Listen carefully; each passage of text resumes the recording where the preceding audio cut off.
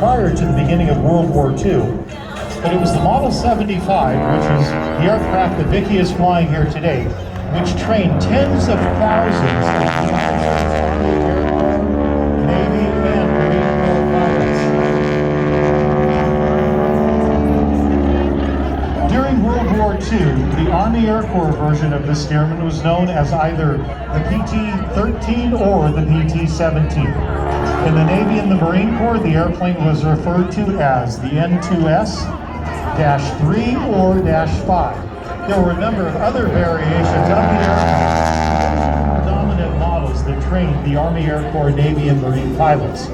When this aircraft was originally built, it was powered by either a 220 horsepower Continental radial engine or 225 horsepower Lycoming radial engine. Several variants had a slightly higher horsepower Jacobs engine, but predominantly it was the Continental and the Lycoming. This aircraft served throughout World War II, training pilots in both the Army Air Corps and the Navy. And at the end of the war, the War Assets Division surplus sales of this and many other World War II aircraft. This particular airplane was surplused in 1946, and it was purchased by a crop dusting operation right here in California.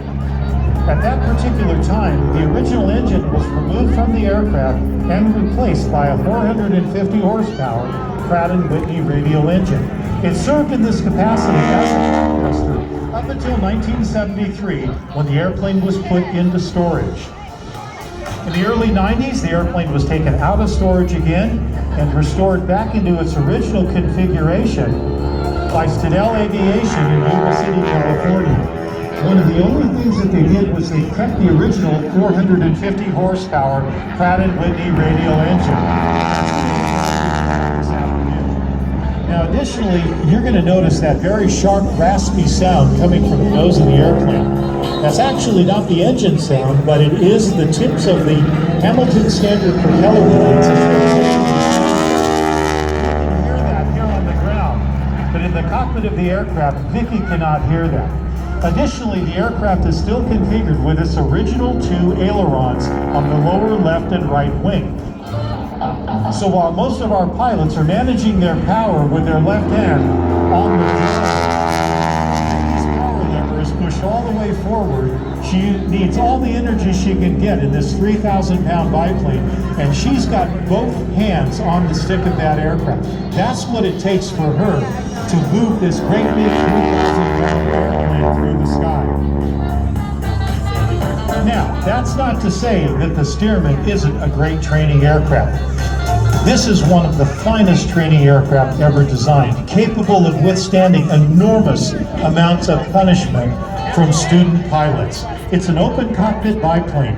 Typically, the instructor would sit in the front, the student pilot would sit in the back. Occasionally, with a student in the front and an instructor sitting in the back, you might get a rap on the head if you did something wrong.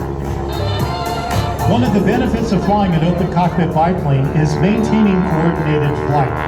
And if you're not coordinated in an airplane like the Stearman, because it's open cockpit, if the airplane isn't flying perfectly straight, you're going to get hit in the face with the wind stream.